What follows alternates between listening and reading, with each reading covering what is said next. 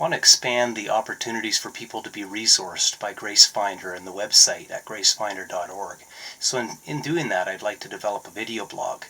And first thing I'd like to work with is the book Leading with a Limp by Dan Allender. I found it very helpful in working with students and helping people to identify the core challenges of life and in being a leader.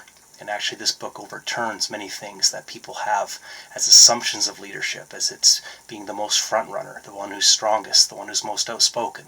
Instead, this book asks, what are you in for?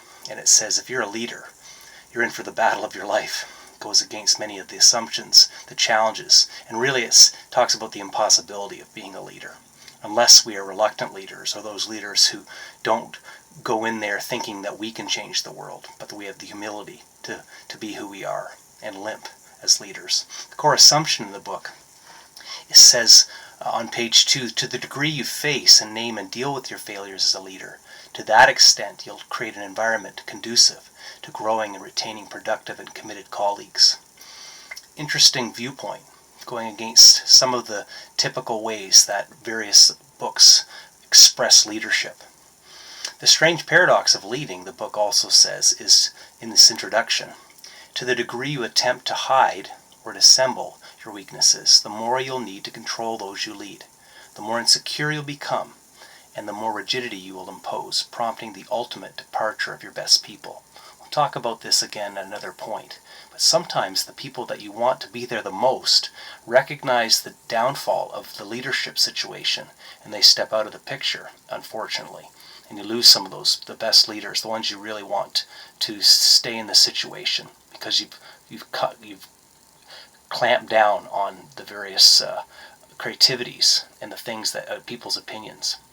And the book also has another assumption.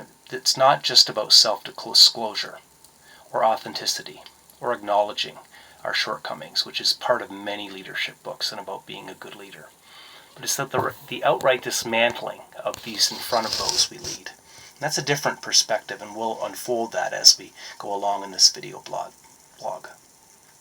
The challenge is that there's no hiding of failure in this approach, no avoiding of complexity, or trying not anyway. Again, none of us can do this perfectly. But being the chief repenter, as Tim Keller says, the head sinner, not hiding the need for grace, which points again to an underlying assumption and principle that we hold to at GraceFinder, that we all need grace, and that our lives are without it will go fruitless, and we won't be the leaders we're meant to be. So why do we hide, the book asks? Why is it so rare to name our failures? Page 4 says, what keeps leaders trapped in a siege mentality, cut off from the data they need in order to make better decisions? What does that? Many things, various things. Fear, narcissism, addiction, fatalism, and the book points to a few others. Fear because it's so hard to admit fear, and take a risk in admitting that you're fearful and that you don't know where you're going. Narcissism because it's easier to control and to be seeking to oversimplify and find the path of rigidity and dogmatism. It's then to be open and name that we actually are being self-centered and that we're focusing on ourselves and not seeing the bigger picture.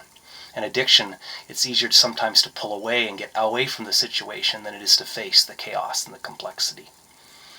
Really, overall, this book challenges us to consider a paradoxical risk of giving up our life, to find it by facing, naming, and bearing your weaknesses. Instead of responding to challenges with cowardice, rigidity, narcissism, hiding, and fatalism, rather we would seek to lead with a limp, a limping courage, a limping depth, gratitude, openness, and hope as a solution to the crises that occur, to complexity that comes, to betrayal, to loneliness, and to weariness. We'll go through each chapter. We'll look at the challenges of leading with a limp over the next months in this video blog. And so we'll see you then. Maybe pick up a copy and follow along with us. It'd be great. Otherwise, just come and listen in. And as we develop this, I hope that it might even be possible we could develop it as a resource for the campus, for the church, and for the city as we seek to find grace in all of life. Thanks.